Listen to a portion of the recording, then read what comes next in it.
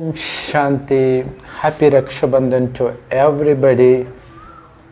This festival, Rakshabandhan, that represents the relationship that protects. So, brother and sister relationship is obviously the most sacred relationship on earth. It is commonly believed that by tying this sacred thread called Rakhi to a brother, she shows that she cares for her brother till her death. Likewise, after getting this Rakhi tied, the brother vows to take care of his sister throughout his life. The very meaning of Rakshabandhan itself is the relationship that protects. The main part of this festival is the sisters worship their brothers just like they worship gods. They clean their houses and they put a chair for the brother, and they have their rangoli in front of the chair, and they have their brothers seated on the chair, and then they prepare a plate like this with a lamp, some flowers, tilak, and some sweet, and rice mixed with turmeric called akshada. So after lighting the lamp, they will do aarti to the brother like this, and then the sister keeps tilak on her brother's forehead, and then tie this Rakhi, and then shower him with flowers, and they share sweets each other, and the brother blesses her with akshada, and also he will give some gift to his sister. And before tying the Rakhi, the brother is made to hold a coconut on his hand while he has his sister tie the Rakhi on him. Also, the brother will have the top of his head covered with some cloth before getting the Rakhi tied by his sister. In India, school students are made to take pledge daily that all Indians are my brothers and sisters. Despite that, the crime rates against women increase day by day. But I'm quite positive that if they incorporate celebrating this festival amongst school students, if they make it mandatory for all girl students to tie Rakhi to their colleagues, the crime rates will definitely decrease very significantly. It is really disheartening to see the trend among youngsters that during Rakshabandhan, boys, they cut the classes in order to avoid their colleagues from tying Rakhi to them. It just reflects their corrupt mindset that they are not ready to consider anybody as their sister, but they are ready to propose anybody. Thousands of movies are released each year portraying love at first sight. But you will never see any movie where a man treats a stranger girl as his sister with respect. And the mindset of the present generation is also as corrupt as the show in cinema. It is high time that we teach our kids the importance of celebrating this Rakhi function, Rakshabandhan function in its true spirit, no matter what religion they belong to. Girls must extend the practice of tying Rakhi to all men she comes in contact with regularly. For example, if a girl travels by train or bus regularly to work, it would be nice if she ties the Rakhi to everybody who travels with her daily, so that she would always have the feeling that she is traveling with a large family. So if somebody messes with her, there are many brothers around her to protect her. If you question every act involved in the celebration of Rakshabandhan, then you will be able to understand the deep secret hidden in Rakshabandhan. They say they celebrate Rakshabandhan to glorify the relationship between brothers and sisters, which is true. It is a sacred relationship, there's no doubt about that. But they say that brother should take vow that he should protect her till her death. Is that possible? I don't think any brother in any part of the world is taking care of his sister after her marriage, because it is the husband's responsibility to take care of that woman after his marriage. Moreover, the brother, after getting married, he will be responsible to take care of his own wife, not his sister, because she has another man to take care of her. Then what is the point of taking oath that I will protect my sister till her death? It doesn't make any sense, right? The brother-sister relationship is so sacred, especially in Kali Yuga, because men's mind are so corrupt that they see every single woman they cross lustfully except their own sister. Then where is the protection for any woman? She doesn't need protection from her brother. Obviously, he is not going to misbehave with his own sister. She needs protection from other guys. Obviously, every married woman is going to spend the rest of her life with her husband, not with her brother. So obviously, it should be the husband that should protect her. But how? Do you know why they worship their brothers during Rakshabandhan? Because next to God, it is only the brothers that don't see their sisters lustfully. All other men see her lustfully. Though brother-sister relationship is considered pure in a broad sense, but still we are hearing the reports of the lustful behavior between brothers and sisters here and there.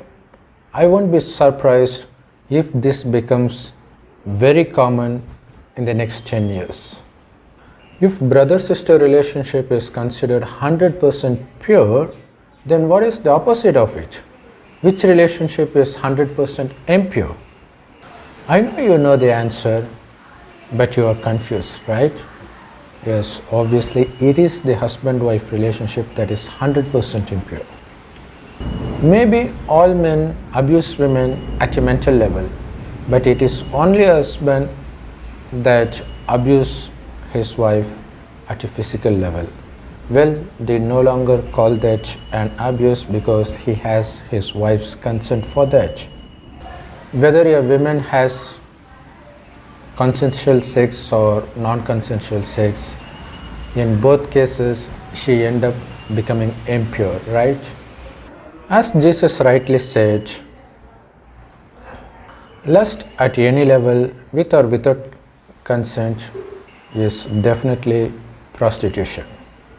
I understand that it is commonly believed that marriage is a license for the couples to have sex with each other, but that was not always the case. God originally created this earth as heaven 5000 years back. The heaven was filled with health, wealth, purity, peacefulness and blissfulness. When we resided in heaven for the first 2500 years, we were so pure that we have no idea what lust, anger, greed, attachment and ego are. Not only brother-sister relationships were pure in heaven, but every single relationships, they were pure, including the husband-wife relationship. They did not know what lust is. They were not attracted towards each other, though they were very beautiful, million times more beautiful than the most beautiful girl of the world now. The main reason for that is they were not body conscious like us. Instead, they considered themselves to be the souls that shines like a tiny star in between the eyebrows, which is why Hindus have this habit of wearing tilak right here in between the eyebrows. Since it is only the girl's husband that causes her to lose her purity, she should be protected only from him. But who is going to protect her? Is there anybody in this world to order her husband not to have sex with her? Do you think anybody is qualified to say that, as everybody is already addicted to sex? So how can they protect a girl? So the only one who is 100% eligible to order her husband to stay pure is none but the one God, Shiva. Because he is the only one who doesn't enter this birth and death cycle that lasts for 5000 years called a kalpa. God always stays away from this. While it was heaven for the first 2500 years, he didn't take birth. While it became hell in the last 2500 years, even then he didn't enter.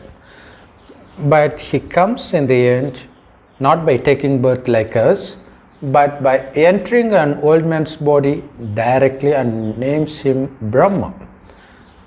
So he needs a man's mouth to give his instructions to make all humans pure, because all humans are, after all, children of God.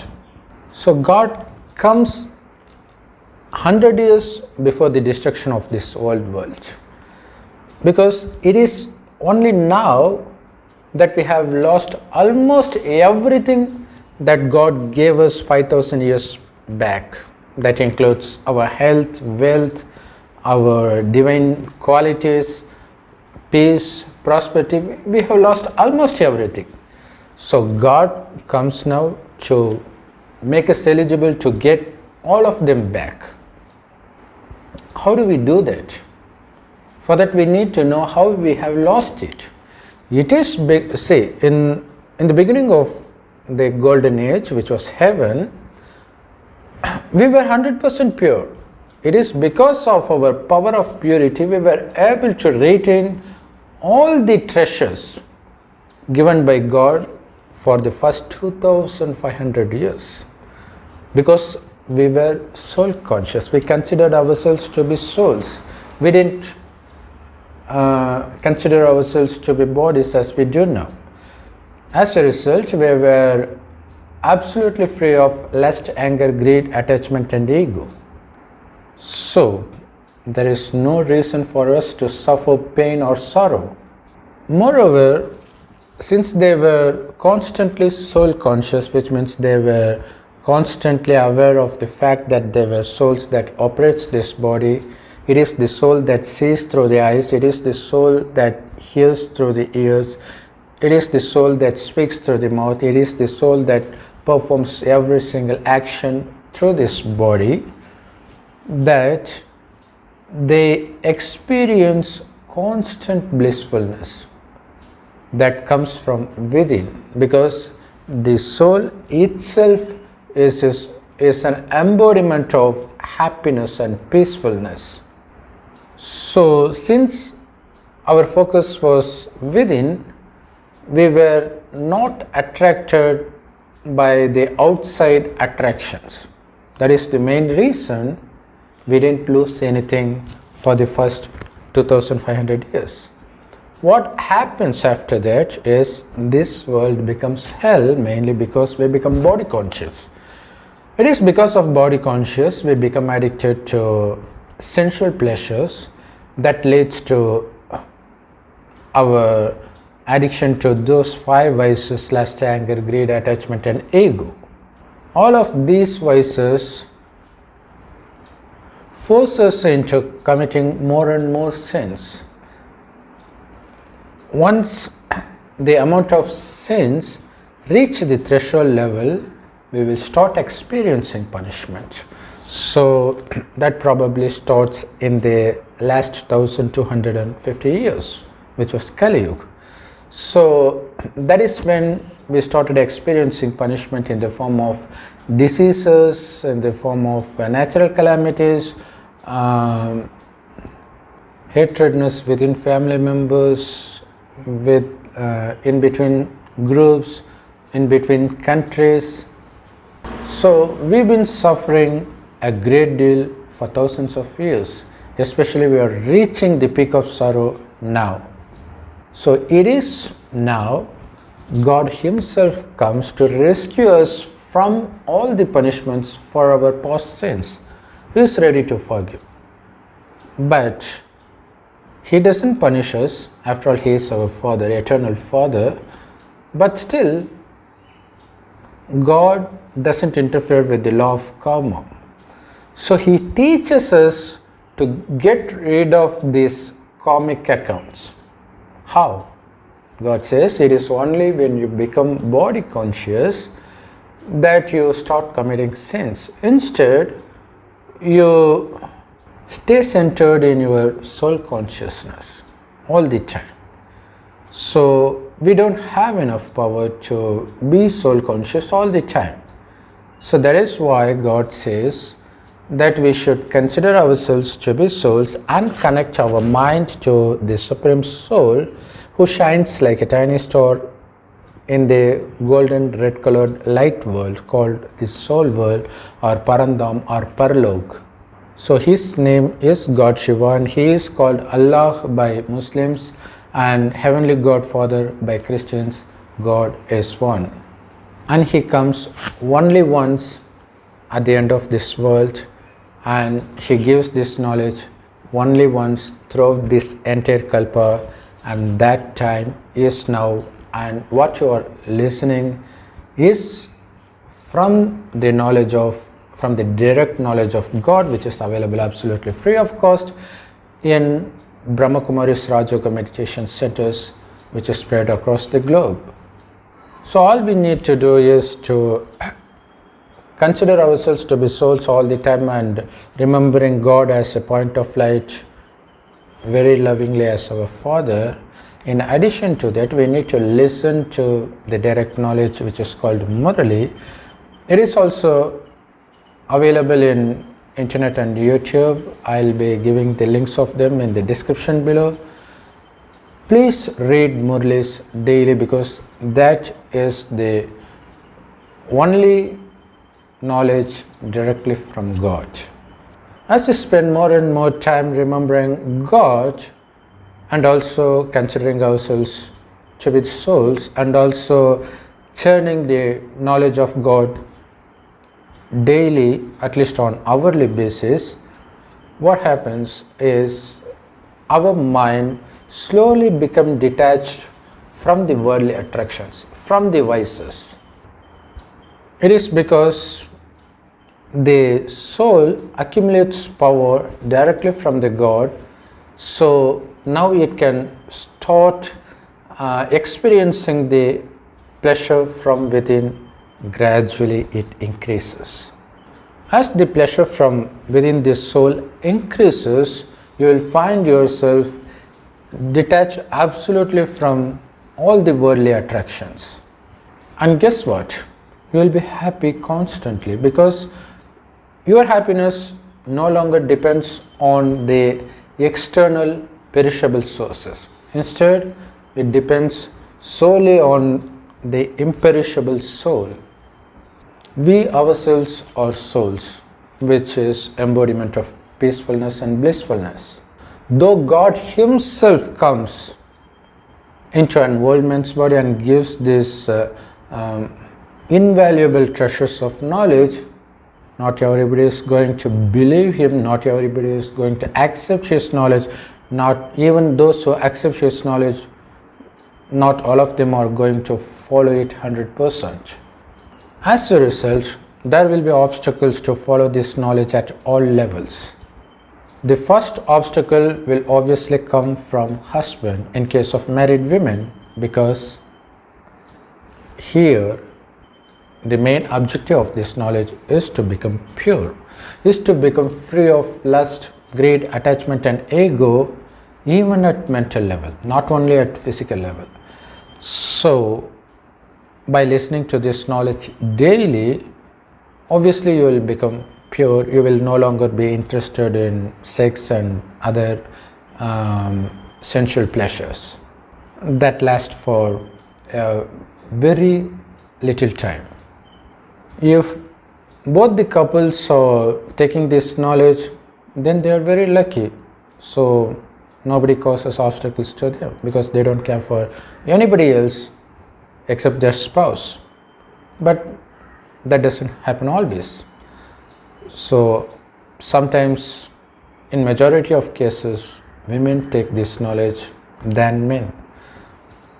So when you take this knowledge, it is God who makes you to promise that you will no longer indulge in vice, especially sex, in any form, at any level.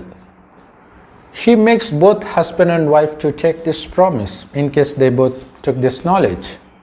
Why does He do that? In order for us to regain everything we have lost for the past 5,000 years. So if we manage to become pure as we were originally 5,000 years back, then everything we have lost will come to us automatically, because after the destruction of this Kali Yuga, which is hell, the heaven gets re-established, because it is a non-stop cycle. It would be 2500 years heaven followed by 2500 years hell, and the cycle goes on and on without stopping. There is no beginning or no end to this eternal cycle. And God's part in this cycle only happens in the end, where He needs to come and purify us so that enable us to regain everything we have lost. So do you think all husbands will say yes to no sex just like that? No, it's not going to happen like that. If it happens, you are extremely lucky.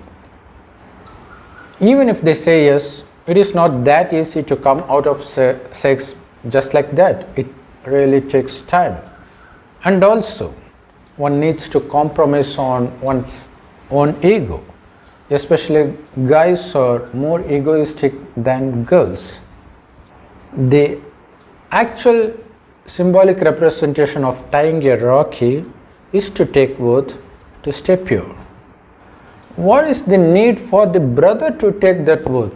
Because he is already pure. He is not going to make his sister impure. It is only the husband who is going to make the sister impure. So in order to protect her from impurity, only the husband needs to take promise. If he takes promise and he remains pure, and he also let his wife remain pure, then what is the difference between the brother-sister relationship and husband and wife relationship? Absolutely no difference, right? So which means we are going to consider our spouse to be our brother or sister only in this birth, because that's a tactic to become pure. Brothers always stay pure, whether it was in heaven or it is hell. Obviously, brother relationship, it will be pure.